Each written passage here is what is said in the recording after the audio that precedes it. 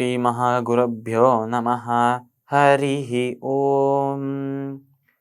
सदाशिवसमारम्भां शङ्कराचार्यमध्यमाम् अस्मदाचार्यपर्यन्तां वन्दे குருபரம்பராம். ஜெம் டிவியின் அன்பர்களுக்கு எனது வணக்கங்கள். இன்றைய நாள் அனைவருக்கும் இனிய நாளாக அமைய எல்லாம் வல்ல இறைவனை வேண்டி இன்றைய மதமும் நம்மதமே நிகழ்ச்சிக்கு செல்வோம். இன்னைக்கு நம்ம ஸ்ரீ வெங்கடேஷ பிரபத்தி ஸ்தோத்திரத்திலின் ஒரு ஸ்லோகத்தை விளக்கத்துடன் பார்த்துட்டு நேற்றைய தினத்தின் நீதிக்கதையின் தொடர்ச்சியை காண்போம்.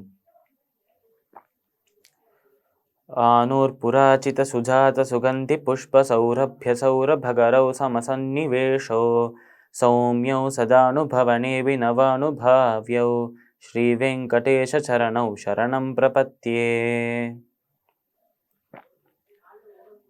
இது ஸ்ரீ வெங்கடேஷ பிரபத்தி ஸ்தோத்திரத்தின் 3வது ஸ்லோகம். இந்த ஸ்லோகத்தில் நாம் பெருமாளை பார்த்து பிரார்த்தனை செய்கிறோமாம். ஆனு புராச்சித சுஜாத சுகந்தி புஷ்ப சௌரபிய சௌரபகரௌ சமசன்னிவேஷவ். அதாவது நம்மளோட பெருமாளோட அந்த திருப்பாதங்கள் இருக்கே, அந்த ஒரு திருப்பாதங்கள் தாமரை போன்ற பாதங்கள், அந்த பாதங்களை எவ்வளவு பார்த்தாலும் திரும்ப திரும்ப பார்க்கணும் என்று தோன்றதாம். அதாவது ஒரு விஷயம் இருக்குது, அதை பார்க்கணும் என்ற ஒரு ஆசை வர்றதுதான் நம்ம மனசுக்குள்ள. அந்த விஷயத்தை பார்த்த உடனேயே அந்த ஆசை போயிடும். ஏன்னா அந்த விஷயத்தை பார்க்கறதுக்கு தான் ஆசைப்படுறோம், அதை பார்த்த உடனேயே அந்த ஆசை போயிடும். ஆனால் நம்ம பெருமாளின் திருப்பாதங்கள், பெருமாளின் அந்த தாமரை போன்ற பாதங்கள் மட்டும் இந்த கேஸுக்கு ஒரு எக்ஸப்ஷனாக இருக்காம். ஏனென்றால் இதை எவ்வளவுக்கு எவ்வளோ பார்த்துட்டே இருக்குமோ அவ்வளவுக்கு அவ்வளோ திரும்ப திரும்ப பார்க்கணும் என்ற ஆசை கூடிக்கொண்டே இருக்குமா. எப்படி ஏதோ ஒரு விஷயத்தை பார்க்கணும் என்ற ஆசைப்பட்டு அதை பார்த்துட்டோம்னா அந்த ஆசை முடிஞ்சிடுமோ, அது போல இல்லையா நம்ம பெருமாளின் திருப்பாதங்களை பார்ப்பது.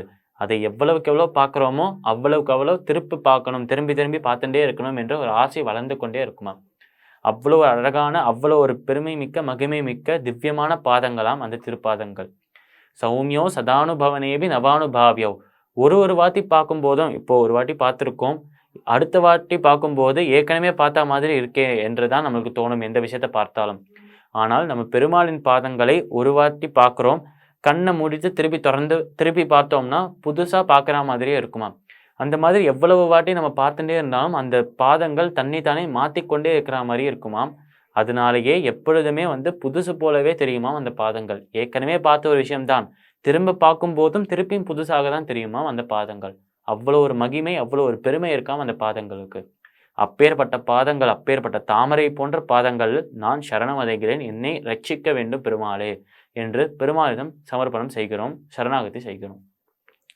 இந்த ஸ்லோகத்திற்குண்டான விளக்கம் இதுவே. இப்போ நம்ம நேற்றைய தினத்தின் நீதிக்கதையின் தொடர்ச்சியை காண்போம். இந்த சிறுவன் இந்த நடந்த கதையெல்லாம் அவனோட அம்மா கிட்ட சொல்லும்போது அம்மாவும் ஷாக்காரானாம் அந்த சிறுவன் கையில் இருக்கிற வைரத்தை பார்த்து.